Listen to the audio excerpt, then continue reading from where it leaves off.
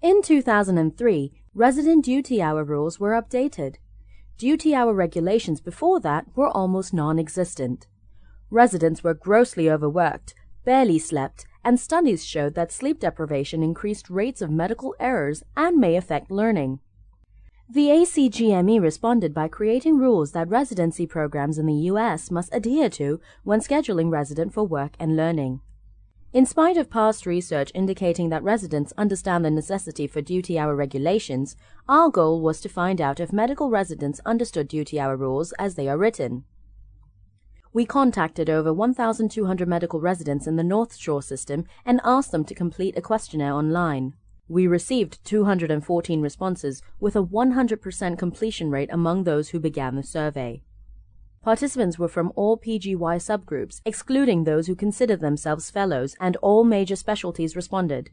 Our main goals were to measure perception of familiarity with duty hour regulations, as well as actual familiarity with duty hour regulations. 4 main questions were asked in our questionnaire. We will focus on the responses to these questions as we analyze the data. First, in order to assess our respondents' perception of familiarity, the question was asked, how familiar are you with the resident duty hour regulations? 3 options were given, not at all familiar, somewhat familiar, and very familiar.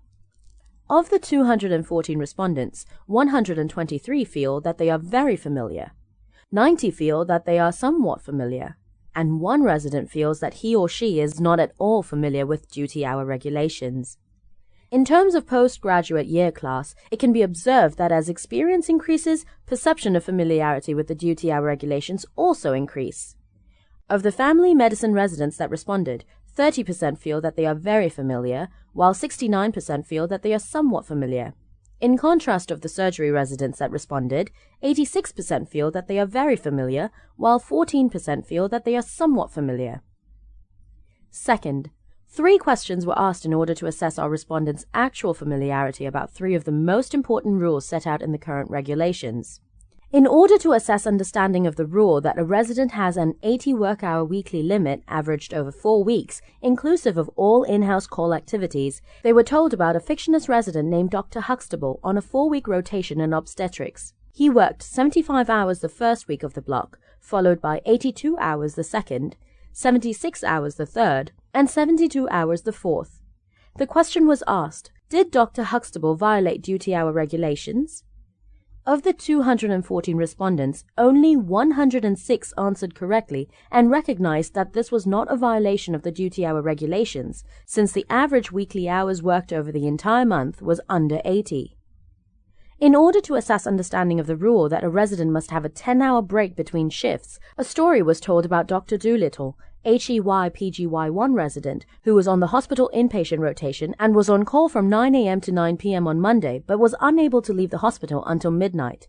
He returns for rounds on Tuesday morning at 7 a.m.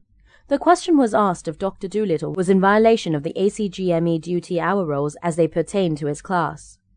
Of the 214 respondents, 195 answered correctly and recognized that Dr. Doolittle was in fact in violation of the ACGME duty hour regulations as he did not get the required 10-hour break between shifts. We then wanted to assess understanding of the rule that a resident must have 1 day and 7 free from patient care and educational applications averaged over 4 weeks inclusive of call. Respondents were given a story about a fictitious resident named Dr. House on a 4-week medicine rotation.